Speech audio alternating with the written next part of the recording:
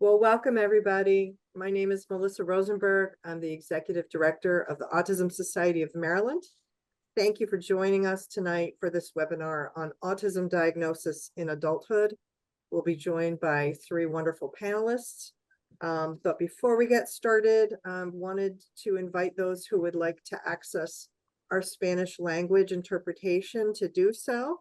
And I'm going to invite Magda Castro-Lewis to provide those instructions in Spanish. Magda, can you help us out with that? Yes, thank you, Melissa. Gracias.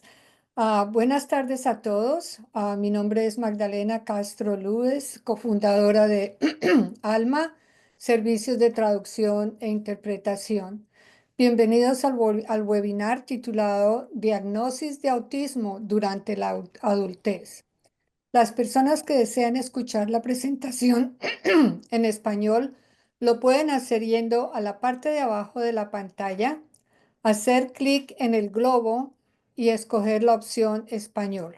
O también puede ir a los 3 puntos y lo mismo escoger la opción español.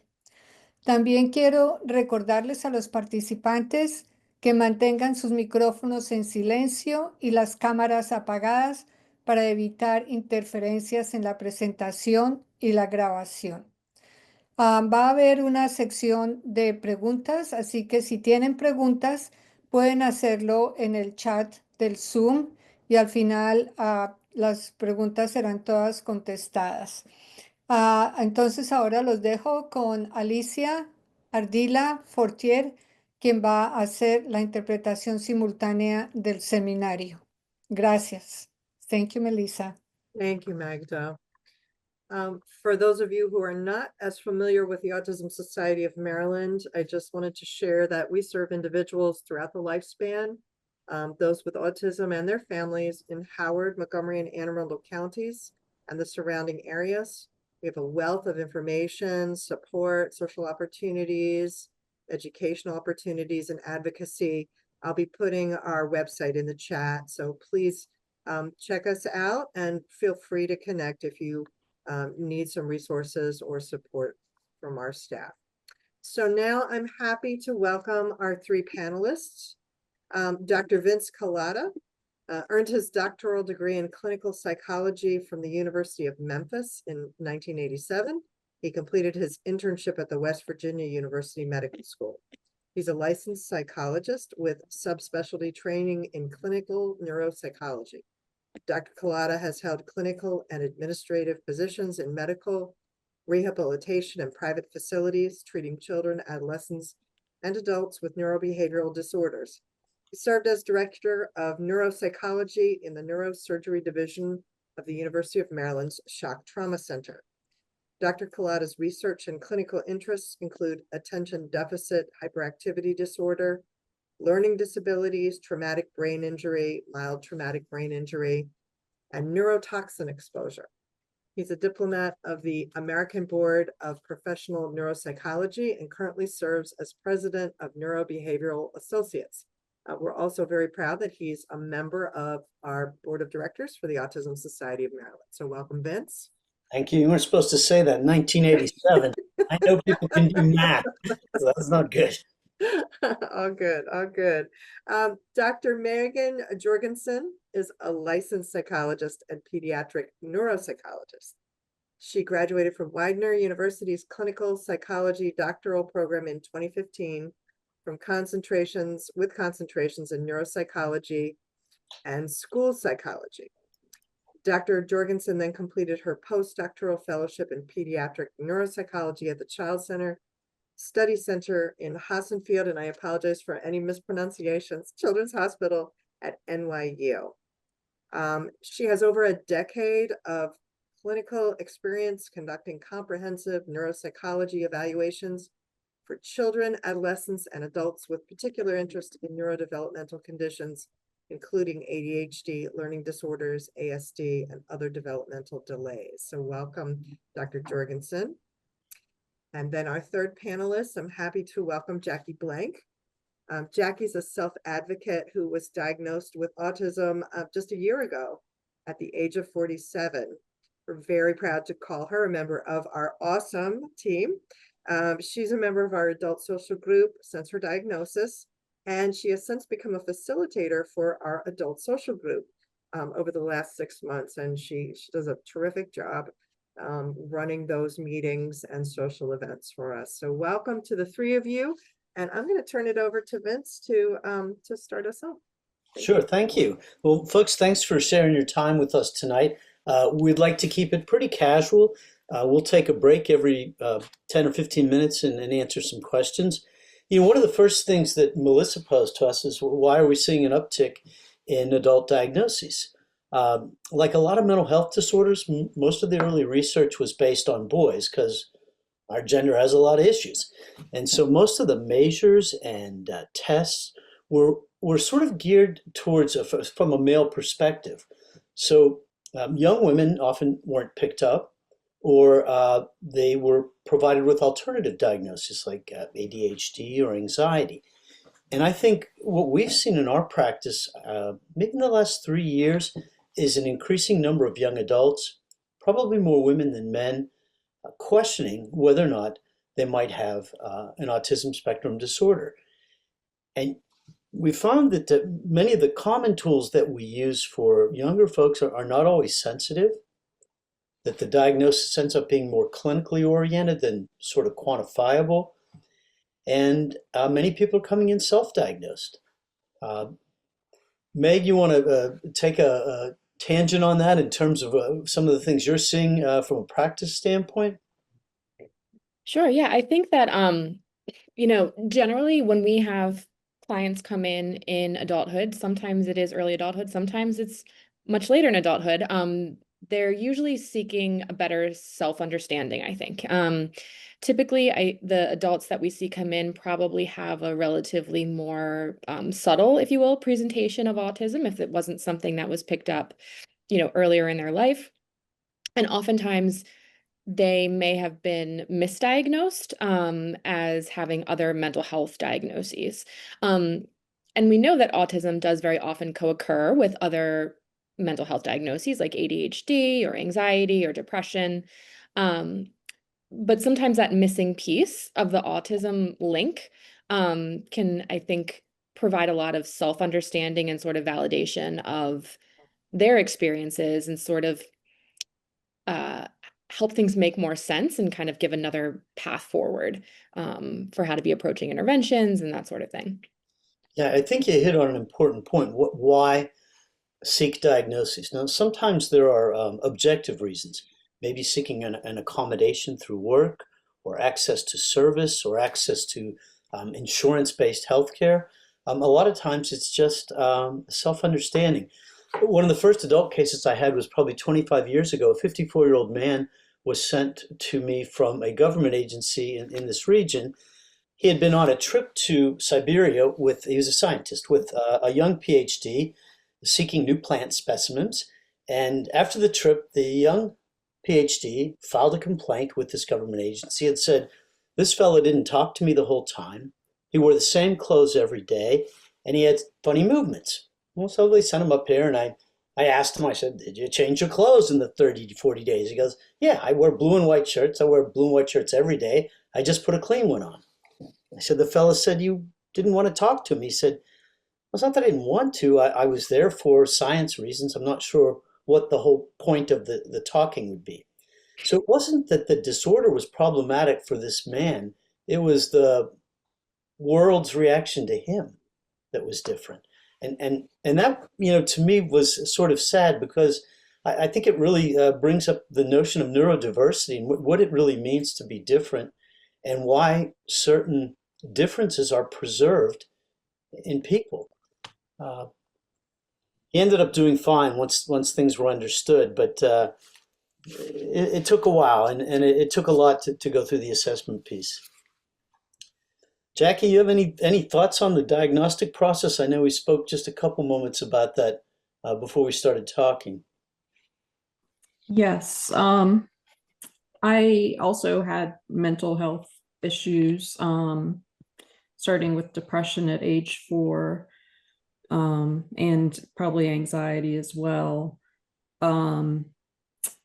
I was seeing a psychiatrist last year. I still see her, and she suggested being treated or being evaluated for autism and ADHD. And she gave me the name of two places, and the one I chose, she had me do a psych eval. Part of it was online one day, a virtual meeting where she asked me questions. And then the second part was a few weeks later, where I came into the office and did a lot of seemed like IQ related testing, ADHD testing, anxiety, depression. I wasn't really sure how they tested for autism, but I feel like it's probably maybe watching you those whole 6 hours or so that you're there, and also through some of the tests that I don't really understand. The ADHD, I didn't test for I didn't test positive for ADHD, and I could tell that how they got that by one of the tests that focused on your eye movements or something like that. But the autism, that came back as a level 1 diagnosis for me. Do you know, Jackie, if they did the ADOS, the Autism Diagnostic Observation Schedule? I am Well, not sure. that's probably the best test we have out there. I mean, Meg, your thoughts on the ADOS? That's sort of our standard at this point. Yeah, so I think to kind of jump off a little bit to on what Jackie was saying, sometimes maybe it felt a little like mysterious, or you weren't quite sure what was looking at what. And so maybe we can also just talk a little bit, like, as evaluators, what the process looks like and how we're collecting and integrating data. So the way that we do evaluations, Vince and I work at Vince's practice, and we are a neuropsychology practice. So we're often getting referrals that have lots of other sort of questions also. So we're doing a variety of tests, but focusing kind of on the autism diagnostic piece just for now. As Jackie said, we want to do a good clinical interview. And we want to hear about early development. Autism is a neurodevelopmental diagnosis. And so it's something that we'll expect to see some signs or symptoms of throughout the lifespan, not something that's like a new onset problem. So we'll talk to the client, the individual who comes in. We also do like to get, with the client's permission, if they have a parent or a partner or someone who knows them very well, who can give us a little bit of their observations about the client. And we also do standardized measures. So as Vince pointed out, the ADOS is one of those. And I think that the ADOS is a very helpful tool. What that is it's kind of like a structured social interaction where we're it's kind of set up to pull on different social skills. So there's conversation, we'll ask questions about, relationships and about emotions and things like that. And then we'll also typically do rating scales. So where you will answer questions about what you observe in yourself. And again, if there's someone else who can provide input about what they see in you as well, we'll look at that. And I think really that in our process, we need to be looking at all those different sources of information, right? There's not one test or tool that's going to be able to tell us definitively that a single diagnosis. So we're looking for patterns of behavior. And so, there's usually a number of different tools and sources of data that we're pulling from to try to get a good history and current understanding of what the client is experiencing. Yeah, and remember, Leo Connor described this at Hopkins in 1943 here in Baltimore, and the essence of it hasn't changed. There's two criteria. You have to have social communicative difficulties and a preference for predictability or repetition. And in adults, many times it's theory of mind. Can you think about what others think about? And can you use that as a tool to guide your communication? I had a 24-year-old woman recently in my office who said, I have no idea whether people like me or not. I just can't tell. And if I ask them, they'll say they do, but I don't know if they're being honest. And what she described to me was a sense of always a little bit on the outside of the social world, sort of looking in, but not quite sure how to get there. Her eye contact was fine. Her nonverbal movements were fine. She told me as a fifth grader, she studied other girls, almost the way a ball player studies a swing or a movement. She studied facial expressions and language and mannerisms. I think we call that masking now or camouflaging. And frankly, she was very good at it. But she lost her job after she graduated college because she couldn't navigate the social demands of her workplace. And she couldn't find a way to be part of that community. So theory of mind, social reciprocity, social communication really is the primary issue in spectrum, adults, adolescents, and children.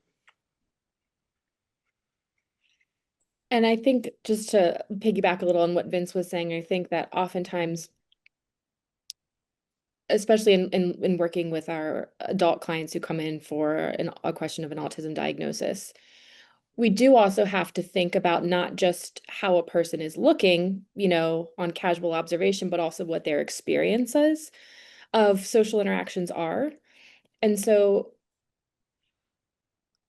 people can often, even people with autism, can often figure out or learn rules for how to behave in a social situation, and they can apply those rules. But when we dig a little deeper, oftentimes what they will describe is that it's very effortful, it's exhausting, and they have to be thinking about it all the time. So maybe that's sort of like intuitive social interaction. It's a lot more stressful to be in those situations oftentimes, even though, on the surface, they might look like they're doing all the, things that historically we would say, oh, well, they're making eye contact, or they're, show nice manners, or, things like that. But their experience of social interactions can give us a lot of information too about them, and what's going on. I always think about it like traveling in a foreign country where you know a little bit of the language, but not a lot. And it's exhausting all day just to try to figure out what people are saying and meaning. And I try to imagine going through your life like that all the time. I think it's got to be exhausting. Jackie, is that anything you can speak to or any insights regarding that? Yes, definitely. In school, I was always tired when I came home. It was hard to figure out the social rules. I was always watching other students and how they behaved, and what you should say when, and all of that. When I started school a year early, and I still felt older than everyone. I didn't understand like why they wanted to play or eat lunch together or go outside and play. And I don't know, that was just all confusing to me. And then once I graduated and went to college and got a job, school was always very easy for me academically. And with the job, it was just never ending in a way, because at least with school, you had that 2 to 3 month break. And with a real job, you don't have that. You have 2 weeks. And I was just trying to figure out how I'm going to keep up with just this level of exhaustion that I have, just being kind of on all the time. And I went through a series of jobs, many jobs, being there for a year to year and a half, sometimes 2 years if it was a part-time job. And afterwards, after that time, I would just have to leave and take a break, maybe take a year off. So I've definitely experienced that. My current job, I was lucky enough to find it was I was able to work from home on Wednesdays. And just having that one day where I could just be off, it helped me stay there at my job. I only had to be on 2 days, have a break, be on another 2 days. It was never more than 2 days. Then when COVID happened, then I was able to work from home all the time. So I've now been at my job for 7 years, which was unheard of for me. So that's a real accomplishment. And yes, that's exactly how I felt. You found a place in a space that worked. I mean, we were seeing a 36-year-old woman who was very good with derivatives, and I'm not even sure what they are, but it has to do with numbers and math. And she was so good that they gave her 6 people to report to her. And she did not do well with the reports. So she got an executive coach, and the executive coach said, you should ask them about their children. So she would go to her work team and say, all right, what is it about your children? And really didn't know how to ask that question. We assessed her. I called her mother, and I spent a lot of time on the phone with her mother, and her mother said she had been diagnosed with anxiety and ADHD and even personality issues. When we diagnosed Spectrum, we asked the financial institution to not have her do self-reports. Don't make her go to team meetings. Don't make her go to team building supports where you wear the hat and the t-shirt.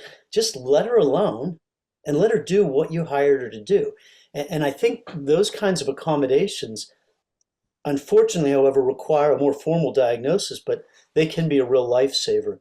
The case I spoke about, the young woman who left her job told me she was just simply overwhelmed. She was a teacher, and she said she found the classroom, the faculty lounge overwhelming. And she said, I wish I could just design curriculum on my own, which I think would probably be a great job for her. So, finding your place takes a little work, and some people just don't understand why you don't want to be with them or talk with them or chill with them. And Jackie, I I wondered did. too, like, sorry, go Oh, ahead. sorry. I did check my test. I didn't have the ADOS test. That Okay. wasn't part of my test administered. That's I think it was a lot of talking about my experiences growing up and just Yeah. the way I handled myself. And I'm very emotional, and I cried during the testing. I don't know, just I guess things like that. I have a lot of background. When I was little, I would line toys up and things like that that really fit the autism diagnosis. Evaluation's pretty stressful. That's why people don't come back to us very many times. It's a tough process, you know, and you're really sort of laying yourself open. But you brought up a good point, Jackie. Autism is a clinical evaluation. There is no genetic test, no specific paper pencil measure. It's ultimately the clinician's opinion about whether you meet a diagnostic criteria and, uh, and receive that diagnosis. And as we talked a little bit about before, should I get formally diagnosed or sort of, is it okay to self-identify? It depends on what you need the diagnosis for. If you need it for accommodations in the workplace or access to service, you need the formal diagnosis. You were going to say, Megan, you were asking Jackie a question? Oh, yeah. I was just kind of, when you described coming home from school and feeling exhausted, I think we certainly hear that a lot, whether it's school or work. And the social piece, of course, is can feel like a big energy suck. But I've also, understood from clients that the sensory piece of everything too, fluorescent lights, all the noises, more crowded spaces, the sort of sensory overstimulation also can be really stressful. Or, um, you know, generally flexibility and being able to kind of adapt to changes is harder for people with autism. And so things that might not cause stress to a person without autism beyond just the social piece are things that, will happen, kind of day to day in a lot of those settings. And so I just wanted to note that too, that I think that you know, that feeling of exhaustion probably comes from so many different places. You know, there's a lot of factors that can contribute to that. And so it's no wonder that we hear that so often. You know, look, accommodations, people have rights to those under ADA, and they can be really important in structuring a workplace or a college environment. We often recommend single rooms for students on the spectrum. If you can control that environment a little bit, you know, your success rate goes way up. And Jackie, it sounds like you were being a good student and a high intellect probably was not the problem at all. That part sounded pretty easy, but the social part is more challenging. One of the questions that Melissa had posed to us is, how do you find people to assess this? And it's not easy. Insurance is often reluctant to pay for it. And sometimes the evaluations can be pretty expensive and inaccessible. It could take months to do it. How do we work around? We're seeing that problem with children as well right now. Megan, Jackie, anybody have ideas on how to circumvent that or at least navigate it? I was pretty lucky. The person that I went to, I checked on her website first, and it said I guess the virtual testing that she did the first day was, I just got this off her website, $190. And then the second part where I come in and she administers all the tests, that was $1,700. So it wasn't, I've heard things like 5,000 or more.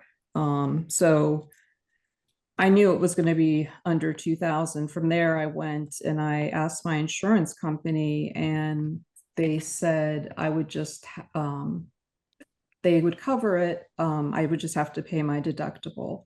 So that was $500 at the time. And I said, okay, I put the $500 in my FSA account to cover the test for the next year. I ended up taking the test. And when it went through the insurance company, I'm waiting for it to charge me the $500. And instead, they charged me 2 copays of $25. One for Nice. the virtual and then one for the test. And make sure nobody so gives this they to paid Jackie's most of insurance it. company, or she's going to get billed. Jackie, the point of the 5,000, 2,000, I think that's right. If you ask for or seek a comprehensive psychological assessment, yes, that price range is probably 3,500 to 5,000, but that's not really necessary for adult autism or adult ADHD. And we can get much closer to that 2,000. I think that's probably a pretty fair estimate for the costs out there. And that usually involves some self-report measures, perhaps online measures. We use the ADOS regularly. And then, as Megan suggested, interviews, perhaps an interview with a parent or significant other, something like that. And a lot of that's usually reimbursed to some extent. It sounds like you have a really nice insurance company, so you better put that in the chat box.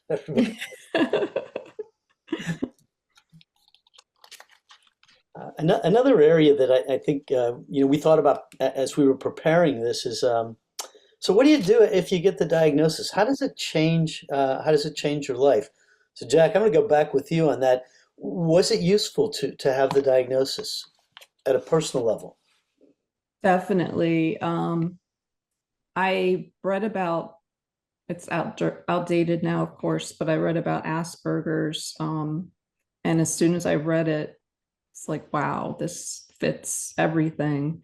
So I started reading all these books and was part of groups on Facebook, other people with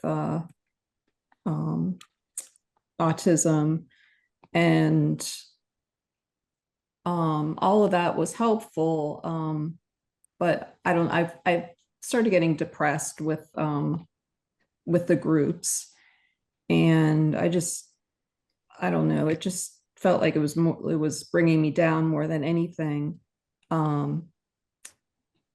But I had that feeling for at least 5 years that this is what's going on, and I self-diagnosed. but then once I got the test or got the evaluation done, I could freely say to people that weren't, real people in the real world, not people online in a group that you'll never meet, that I had autism. And so the first thing I did was I searched on Google for a support group, and that's where I found Awesome and the adult social group, and I became a member that same month, basically, that I got my diagnosis. And I wouldn't have been able to do that with self-diagnosis. I would just think people would say, no, you don't have autism. You're just saying that. But now at least I have an evaluation that says it. And one of the most important things for me about the evaluation, I haven't had to use it, but the one thing that she says in the evaluation is that I need to work from home in order to be successful. And I've shared that with some people, and they said, wow, I didn't even know they could put that in an evaluation as a recommendation. And yeah, just from talking to me and knowing my story, she was able to say, you definitely need to work from home in order to be successful. So yeah, that's a very reasonable accommodation. Two things you mentioned, Jackie, that hit me. One, I miss Asperger. I miss the Asperger diagnosis because it just felt better. And if the poor guy wouldn't have done whatever he did with whatever was going on in World War II, we'd probably still have it. But he really talked about a sort of a much lighter, milder version. And I think an identity developed with Asperger's. People would call themselves Aspies, and they felt, a membership in something. And so I feel like we lost a little bit of that when we just went to autism spectrum disorder, and then you have to sort of figure out where you are on this spectrum, which frankly is not scientifically derived. Megan, do you miss these at all? I'm when sorry. you are on the Facebook groups, there's people from other countries, and they still do use that term. So there are chances to still identify that way, but yes, in this country, it's definitely not used. Yes, he was a pediatrician in Vienna, and his little 8 to 10-year-old boys were able to memorize the railway tables of reconstructed Europe, and he thought that was very interesting, and it really did, I think, provide a home for a lot of folks. The second thing you mentioned, it reminds me of ADHD. People will say, oh, it's my ADHD, and people go, oh, yeah, everybody's got ADHD now. Diagnosis du jour. So, one of the problems with self-identification is you don't always get that validation from others, and that may not allow them to accommodate you more easily. Definitely. So in terms of testing, there are a number of other checklists that have come out of Simon Baron-Cohen's work at Cambridge. One is called the CAT-Q, which is a camouflaging questionnaire that's shown some good sensitivity. The other is called the RAADS, Ritville Adult Adolescent Diagnostic Schedule 2 for adults. And there's a third called the Autism Quotient. So Simon Baron-Cohen is a neurodevelopmentalist, but his group has done a lot of work with adults and have provided a number of checklists that are very, very helpful. And he's Sacha Baron Cohen's cousin. Go figure. I wondered that. Yeah. I was really too went in afraid two to different ask. directions. Yeah. I know people are always afraid. Is he related? Yes, he is. Yeah. Such a common name. Indeed, yes. And I think also, with as our understanding of autism has evolved and in some ways broadened, I think with that has come, the neurodiversity perspective, in that there's different ways that brains grow and develop. And to Vince's point, it's like the problem lies in, the mismatch with the environment, and that, the world that we live in, generally speaking, is not the most autism friendly.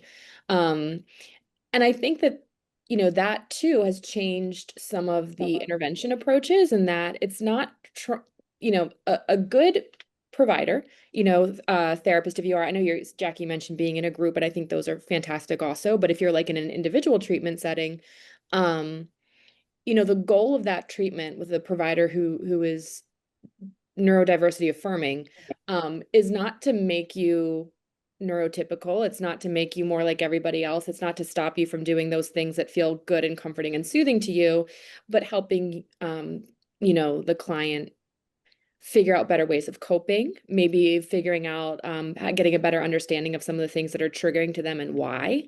And so I think, so much about how we think about autism has changed. And I think that's important, to recognize too, that the goal should not be to make, it's about helping you adjust in the world, not changing you. Fixing. Another plug for Simon Baron-Cohen. 2 years ago, he published a book called The Pattern Seekers. And his thesis is that almost all major developments in humankind have been driven by autism-like minds who have a capacity for systematizing and organizing. As an individual who might have the diagnosis, there's a conflict between a neurodiversity paradigm, which is that we're not fixing it, we're finding how it works in the world, from a medical paradigm, which is diagnostic, pathology-based, deficit-based, and gives lots of little numbers like CPT codes and ICD-10 codes. And I would think it's hard to live sometimes between those two worlds. And I'm not. It's nice to see that we're moving towards a neurodiversity paradigm. I'm not sure how our medical system will manage that. Yeah, I mean, that's a good point. It's still, as you pointed out, like a diagnosis, right? Like a clinical diagnosis. But, part of what a factor in making a diagnosis also is that there is a level of impairment, in functioning, and that impairment could be a result of a mismatch, between the environment and the individual as well. But yeah, that's a good point, Vince. And I think it's not clear or all worked out. And I think since we know spectrum often comes with ADHD and anxiety, I always think of that AAA sticker. Yeah. Treating the ADHD and treating the anxiety can mitigate sometimes the impact of autism symptoms. So while we don't have a medicine for autism, and we have social skills and strategies, but treating those other issues pharmacologically, I think, is perfectly reasonable and actually might be quite helpful. Jackie, can you tell us a little bit about the social skill groups that you've run with Awesome, and how they sort of work for folks? Do people have to have a diagnosis, for example, to enter the group, or can they self-identify? That's a good question. I've always wondered that. I haven't asked Melissa. Melissa, are you there? Melissa's here. I'm here. No, you don't. We don't require any kind of diagnosis. We don't need to see any kind of paperwork. We do the same with our autism hiring program. We have, we have individuals, other than if your employer wants to qualify for tax credits, but we don't require that. And I think that's been a really terrific group, and we've seen a lot of growth in the number of women who have joined the group in the last couple of years. That group's been going on for almost 7 years. We get a lot of calls to the office from women looking for diagnosis, looking for those resources. And so that's been, and I would say just a growth in the number of calls about adult services and diagnosis overall over the last several years. So that's been a real change, in the last maybe 2-3 years. Yeah, maybe that speaks, Melissa, to how important the self-identification is to diagnosis. I mean, I would say almost uniformly when we've made a diagnosis with an adult, and particularly women, there's a sense of relief and validation. I don't know that people feel that when they get diagnosed with type 2 diabetes. I think it creates a whole different feeling. So it's something important about your sense of self, about who you are. And I think it resonates well with people. And Jackie, if I may, I have to say, just talk a little bit about Jackie, that I really admire that she got right away, came and joined the group, which usually we see individuals, it might take a little while to kind of, absorb the diagnosis and what that means in their lives. But she got right in the group, and I would gather, Jackie, it's been helpful to you to Definitely. find a Mhm. group, and that's what we hear from people in that group, that they, a lot of great friendships and connection.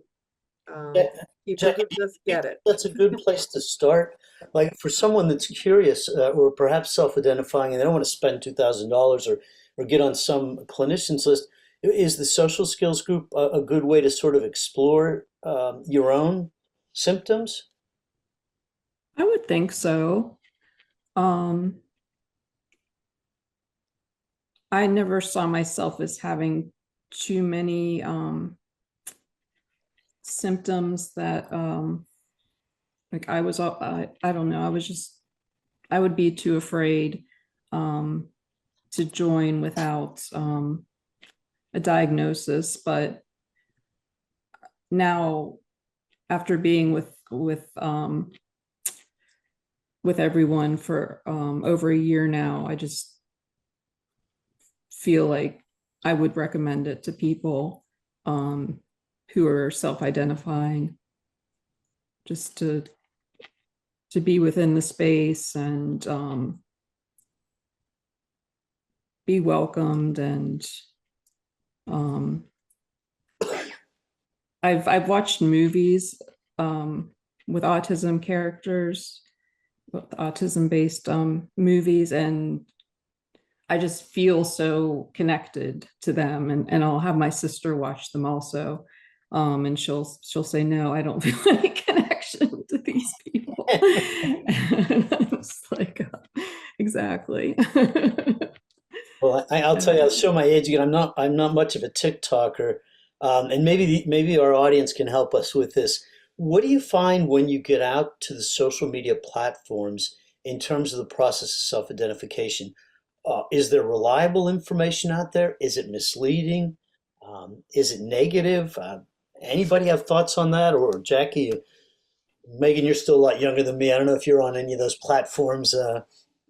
A little bit. I think, and I just have heard, and I'd be interested in, hearing people that have probably done a deeper dive on the social media realm than but I think there's definitely mixed reviews. There's in terms of, just like anything on the internet, there's going to be differences in the quality of the sources. I've seen things that are very accurate and I think will probably be really helpful information, and things that are or less so. But what I think is interesting about, the way that social media and younger adults, Gen Z, and I'm not that young. How they're using social media and talking about mental health is, well, I'll give an example. I recently had a college student come in for an evaluation, and his parents felt fairly confident.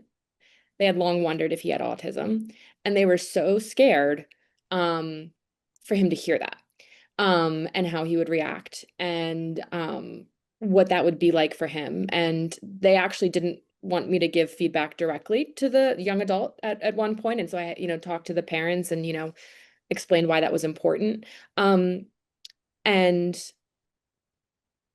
it was so much better than the parents could have expected, right? Like they were like, "Oh, he felt that. He kind of knew that about himself, and now it's making sense." And I think some of that is because we see it talked about so much more, and then again, through a different lens that's less, pejorative. And so that's a little off track, Vince, but I think that the topic of these conversations on social media is an interesting and important one. Yeah, and it might be a little different for guys because I know, some of the young men I see are coming in with that question. They're more likely to be embedded in role play games and other video games, and sometimes uh, the it isn't as healthy. Sometimes it's not as healthy for the guys, and I often find that they really struggle to navigate dating relationships. They struggle to navigate their workplaces, and the reaction a lot of times is anger. a lot of anger and alienation and frustration. And maybe that's just a more of a gender-specific way of managing that. Jackie, did you go to any of the media platforms before you sought assessment? Yes, I was in some Facebook groups, I guess before my diagnosis. It just, I think it was more women-based, and I guess it also depends on who's running it, but it got too negative for me, and I had to either leave or they closed down. But since my diagnosis, I've found a few more sort of mixed men and women, and they seem to be more uplifting groups. So I think it just depends which groups you find. All right. I see in our chat book, someone had suggested or mentioned a YouTube channel called Mom on the Spectrum. I'm not familiar with it, but that sounds like a spot. Other helpful videos, autism and ADHD combined in adult women. I don't know the TikTok and Instagram stuff quite as well. I would assume YouTube has a number of things you can find. Yes, there are some good YouTube channels for autism. Vince, we do have some family members on here tonight, and so I think it might be valuable to maybe say a few words about that as a family member supporting a young adult. Yeah, that's tough. As we mentioned, I think throughout one of the themes throughout our conversation tonight is it's not so much ASD, but how ASD fits in the world and in your life. And so understanding from a parent, sibling, or significant other perspective is not easy. First of all, you have to ask yourself if you already have some preconceived notion of what autism is, and many of us do. And so that may have developed from inaccurate sources or from sources not similar. Family members' reactions. Megan, I know you spend a lot of time with parents of young adults on the spectrum. What sort of reactions do you see from them, and what do you think's been helpful for them? From the parents in terms of their reaction, do To you their mean? acceptance, yeah. Well, I would say it varies. However, usually when a family's coming to us, we have a little bit of a bias there, right, in our sample in terms of they're looking for answers and information. I think one of the things in my experience that parents are often having a feel challenged by with young adults or, kind of transitioning into adulthood, is that sort of that transition into independent life. So being able to oftentimes, in autism, and lots of neurodevelopmental disorders, executive functions are harder. So things like planning and organizing, managing your time, keeping track of all the things, um, and not getting totally absorbed, in those interests, and kind of spending too much time on those. So sometimes, a young adult will come in who maybe has started college and is really did pretty well in high school, but then sort of as they make that next jump to independence, they're struggling to figure out, I have 5 classes a week, and how do I have all this time, but nothing's getting done, kind of thing, right? Because it's just less structured. And so I think, again, helping to frame for parents, like from the data that we get, like what is actually getting in the way. Oftentimes in that example, it's not an intellect thing, it's not a learning problem, but it's more of a management thing. And then so that's where we're going to target the interventions Right. to help support that, young adult into increased independence. Sometimes when I talk to the parents of sort of 20 to 30-year-old adults, I ask them, what did you imagine having a 24-year-old daughter would be like? And they had a vision, and their daughter may not always meet their vision. And so sometimes there's a sense of loss, a loss of what I thought it would be like with my daughter at this age, or what I thought she would be doing. And sometimes parents have to grieve loss of an expectation. in order to move on, in order to see their children, adult children, differently. There's a book called Not What I Expected. Vince, are you familiar with that one? And it's kind of about that process, right? That you, as a parent, maybe had it. We all have hopes and dreams for our kids, and usually we're not all right, in terms of how that turns out. But when you have a child maybe that has a neurodevelopmental, diagnosis, you realize that their life is going to look different, than you anticipated, or then, you might worry if they'll be happy and successful. And because it's coming from a place of love, right? That you want the best for your kid and you want your child to be happy. And will they work? Will they be independent? And then there's associated issues. Gender identity, it often has a high correlation with spectrum issues. Jackie already mentioned ADHD, anxiety, and depression. And so it's a lot. It's a lot for a parent to sort of deal with.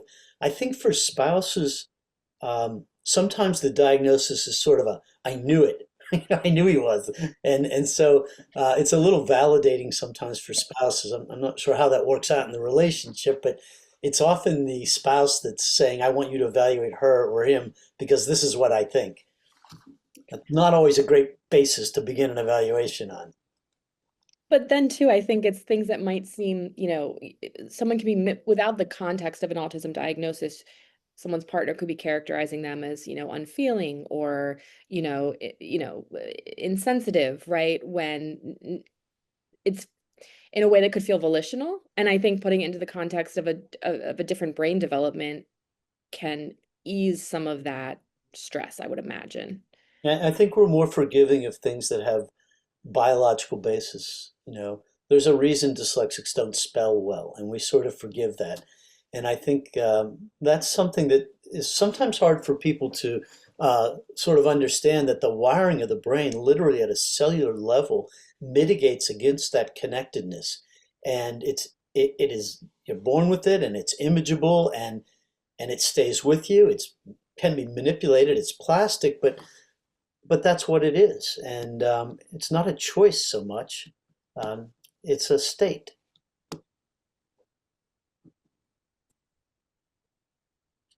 I think we said we did, so I just want to mention, guys, if you have questions, go ahead and throw them in there. I know we're at 8 o'clock, or getting close to 8. And I said we'd stop for questions, which we didn't, because we all talk a lot. And so make sure you get a chance to put some questions in there. We have a question in there about recommendations for websites or lists of places to receive autism evaluations that are more, on the 2,000 end rather than 5,000. Any suggestions? Well, certainly we Neurobehavioral Associates, we do that. There are a number of practices. Jackie found one. I think you have to look for practices that use the term lifespan, because you need a clinician who's familiar enough with the neurodevelopmental aspects of spectrum, but also with the presentation in adult life. Because if you just see an adult person, for example, adult psychiatry, psychology, or social work, they see the person through the eyes, the training of someone who's used to working with adults. So I would look for that term lifespan in the practice, and I would ask questions and have them quote you rates, find out if they take insurance, ask them to send you a description of what I should expect with this assessment. Frankly, just be a good consumer. You have every right to all that information. And if you're not getting it from practices, that would make me a little uncomfortable. I don't think the big institutions like Kennedy, Mount Washington, Children's do much in the way of adult assessments. So that makes it a little more challenging. Do we have a resource list on the Awesome website, Melissa? We don't have it on the website, but Sarah Somerville is on here. Sarah, we have a resource list that we send, correct? I'll ask you to come off mute. And that's something that we can share as well out with the recording to people if they would like that. Yes, Sarah, we have a list. There you go. We have a list. Okay, good. So when someone calls Sarah, it's sent out to them, and the list has been sort of vetted and that sort of thing. It needs a little work. Maybe I could share it with you, Vince, and Yeah, we'll take a look at it. get your feedback on it. It's a work in progress, but we do have a list. So it looks like it was helpful for at least one of our participants. So that's awesome that she said she spent a year looking for one that took Medicaid, and thanks to you, got her referral with someone who started taking it 2 days before she called her. So. Ah, good to hear. That's The, great. the challenges in our healthcare system are as endemic to autism they are to any other issue. It's just it's an uphill battle sometimes, and insurance. I think getting a referral from your primary care provider that articulates why the assessment is necessary, and the framework you want to think about is Americans with Disability Act, and what the ADA Act says is, if you have a disorder or disability, sorry for the clinical language and not the diversity language, if that interferes with major life functions, such as learning or memory or working or adaptive skills, then it merits assessment. So the language that your PCP or primary care provider can provide in a referral can be very helpful in getting your insurance company to reimburse, endorse, or provide for that assessment. And I'd be happy to send some language. I think Meghan and I can put something together and send it to Melissa and Sarah. That might be something that accompanies your resource list. Yeah, absolutely. Thank you. And Kelly Crispin from our staff dropped something in the chat about a poem called Welcome to Holland. Kelly is a sibling, has a brother with autism, so has that perspective. But thank you for sharing that, Kelly, Thank you. for parents and caregivers. Yes.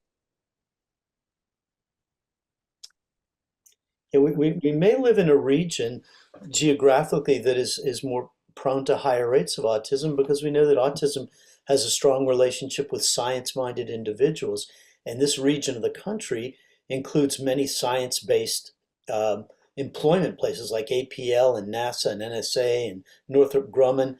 And we probably see some higher rates here than we might in other regions of the country. So we should be on the front end of sort of facilitating these assessments in adults, and then connecting adults with the resources they need or that they're looking for. There are executive coaches, there are therapists, there are social skill groups, and there are organizations like Awesome and Itinerus and Pathfinders and a number of others that provide support. We have some questions. Stephen, my problem is I get overwhelmed because I keep, I guess, ending up at a dead end. I was diagnosed with ADD and autism, but all the paperwork was lost. And Stephen, just a couple, I mean, you probably have thought through these things, but if it was a diagnosis that was made through a school district, or if you know the name of the provider, I don't know if if the paperwork was lost in terms of like, you don't have that physical report to hand over to someone, there might be ways to still get it. I see there's a new message now. It was like 25 years ago. Okay. Yeah. Yeah. Look for labels like PDD, NOS, pervasive developmental disorder, NOS. That was a term that was used 20 years ago for spectrum-like features. And sometimes you'll find those in an IEP if you had services in the school system, or even at your physician may have indicated or put something in the chart that might be helpful. Vince, how long do school systems keep those kinds of records? Well, if you have an IEP, you're eligible for services through the 21st year of your life, and they will keep them, I believe, another 7 years. They don't keep them forever, but they are around. And we always recommend to parents to make sure they get copies of IEPs and school-based assessments. And schools don't always like to send the whole IEP. They send you a part of it. And the parent will come in and say, I have an IEP. And we go, well, you have part 4 of 7 parts. You need to go back and tell them, there's 7 parts to the IEP. I want all parts to it. So keeping your records, I think, is very important, and can help you a long time down the road when an accommodation might be critical for a work-related issue or some other service you want eligibility for. So maybe for Stephen, if you reach out to our office, perhaps we can help you. I know you're probably trying to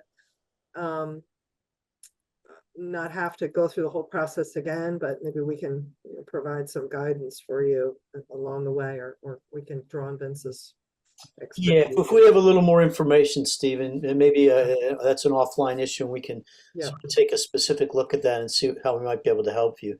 There's a question in there about self-diagnosed adults who struggle with imposter syndrome. Jackie, you want to tackle that one? That's what I was worried about. I feel like in my search throughout life, I've diagnosed myself with a few different things. And I was just, is this just one of those,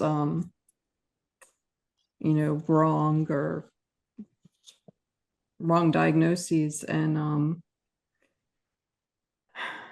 I don't know. It's like I said, it's easier to talk to people online because there's a lot of people who are self-diagnosed, and it's a good place to talk before you have a formal diagnosis. But in the real world, I'm not sure. I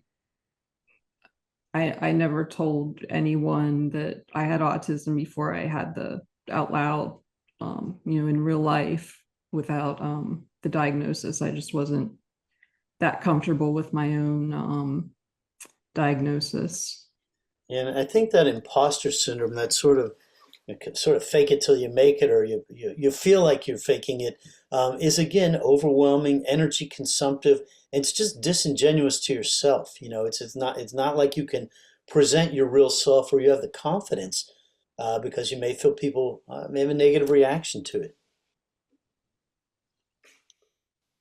And I think like a thing that I would just say too, about that and the self-diagnosis and the imposter syndrome is also to remember, like, when we're doing a formal evaluation, like, we want to know what you think and what you experience. That's like your observations of yourself are really important to us, in understanding. So like it's not like we have a tool that lets us read your mind, or learn something about you that you can't see, like we're using information that you give us too. And so I don't know if that kind of validates that, like, your opinion of it matters. And your experience better than anyone else does.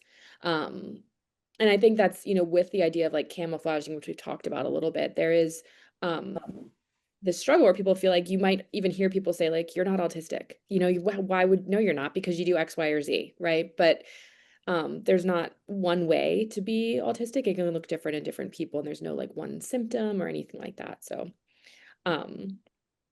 The other thing I would say is control your own health record. If you get an assessment, and these assessments are usually several pages and they have diagnostic profiles, you don't have to release an entire assessment to someone. If you have, let's say, a need for an accommodation at work, you have control over your health data under HIPAA. Sometimes I have parents or young adults that will say, could you just do like a little executive summary for me? I don't want all these scores and my IQ and this and that in there. And we're more than happy to provide different forms of reports. That's ethical, it's reasonable, and it's frankly a patient's right under HIPAA. So I'm always leery about mental health information because we're a society that hasn't evolved very well in terms of understanding mental health in general.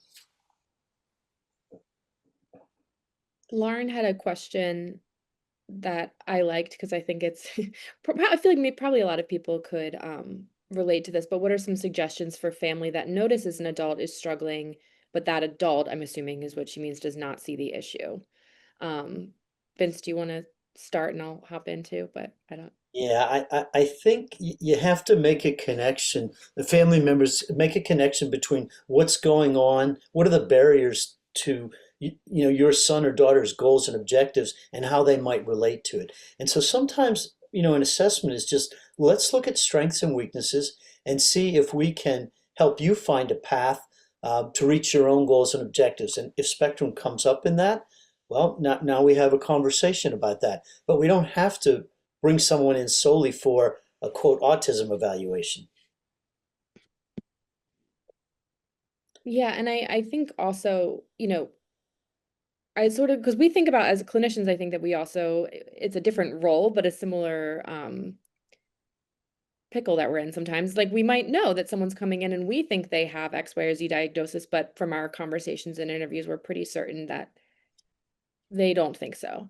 And one of the things that like I think is helpful is when we're giving feedback or when you're talking to your family member, there's probably some things that you can agree on, and finding those points and joining with them on those points might be more motivating to them in terms of learning more than not giving them that space, if that makes sense. So, most of us can, I say like, yeah, no, that is a little harder for me. You might not agree on all the same things, but if you can find some things in common that your family member could recognize as challenging, use that as a starting point, and maybe don't, you don't have to agree on all of it, but joining with the ones that, they can agree on.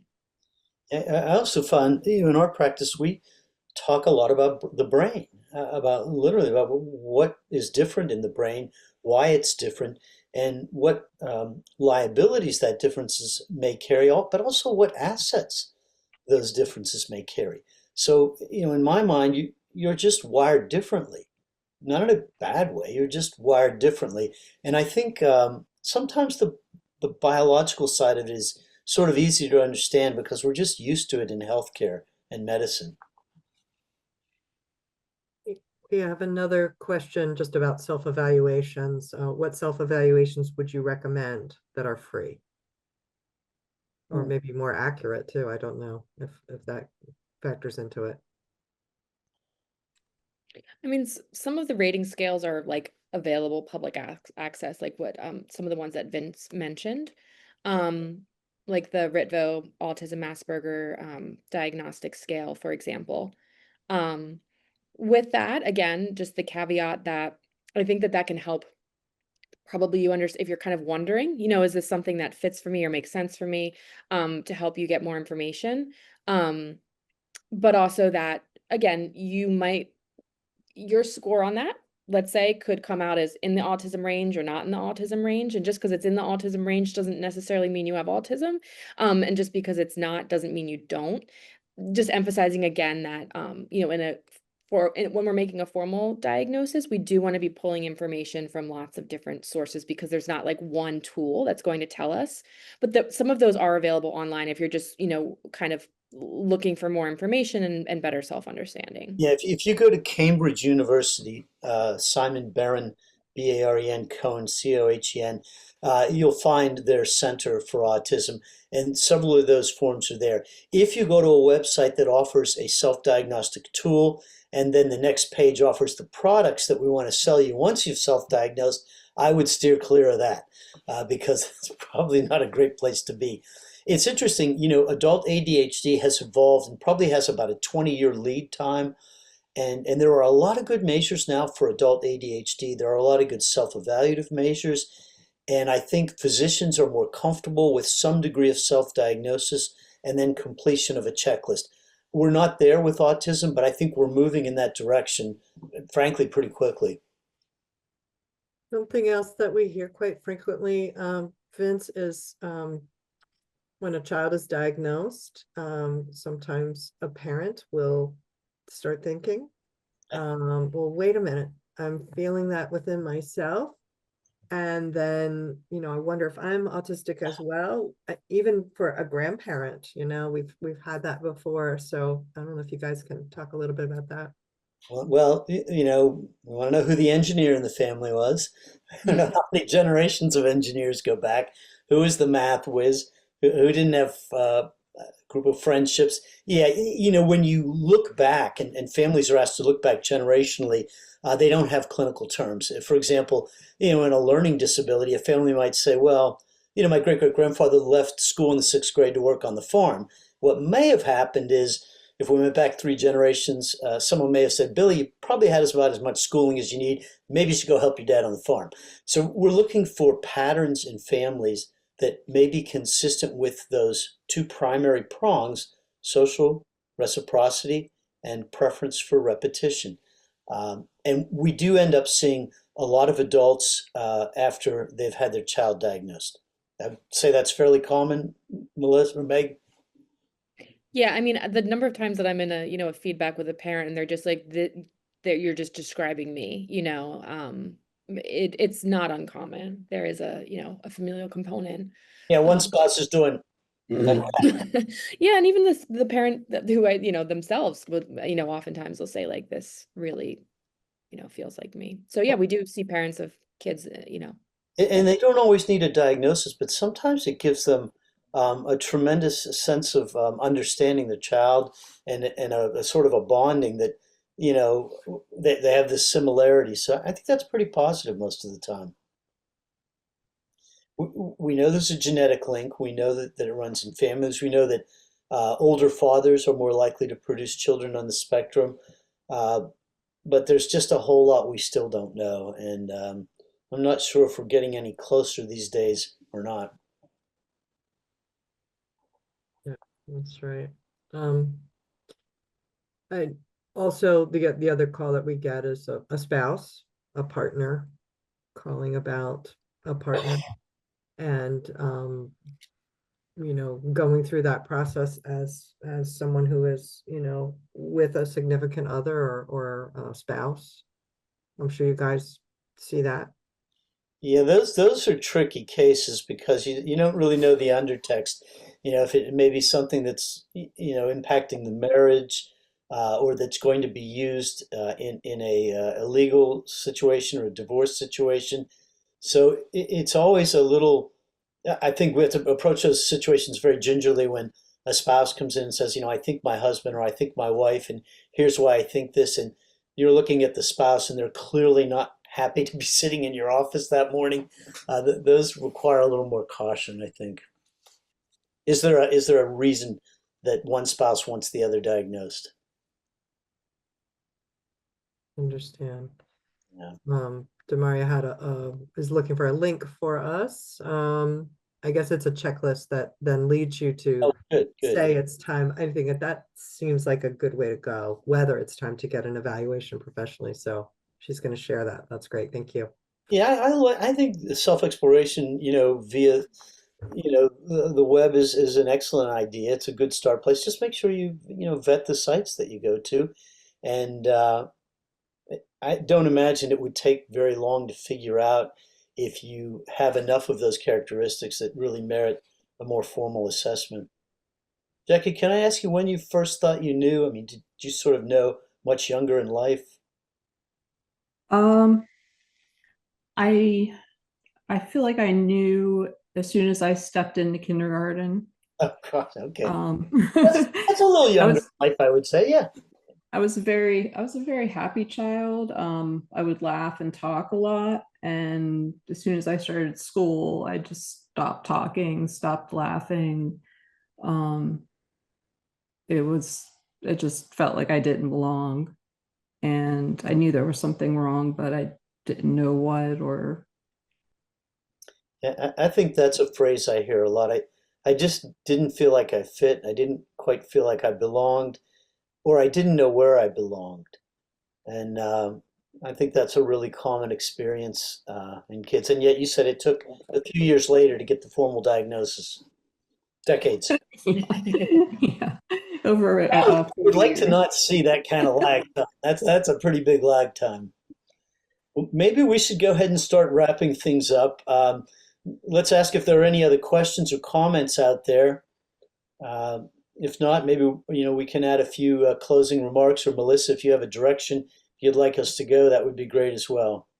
No, I think this has been a terrific discussion. Thank you so much, all of you, to Vince and Megan and Jackie, especially to you for sharing your personal story. I think that has a lot of value, and we welcome anybody to please reach out to us for additional information. We'll be sharing the recording of this session.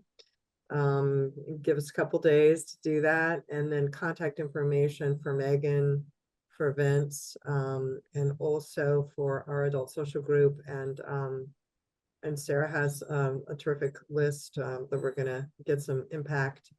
I'm sorry, input from Vince and Megan, just if we want to fill that out a little bit or update it, and then share that back with you. And Demaria, thank you. She just shared Yeah. easily missed signs of autism in women with a link. Thank you. We're gonna add that as well. I wanna make sure I save that in the chat. You guys have had some wonderful questions, so thank you guys so very much for being with us, and we'll be continuing the adult social group, and we'll be back with our webinars again starting in August to take July off. But Thank you, Melissa. It was a pleasure to be here, and a great group. thank Yeah, you. thank you for having me. Jackie, Thank you very much. Good night, everybody. good night.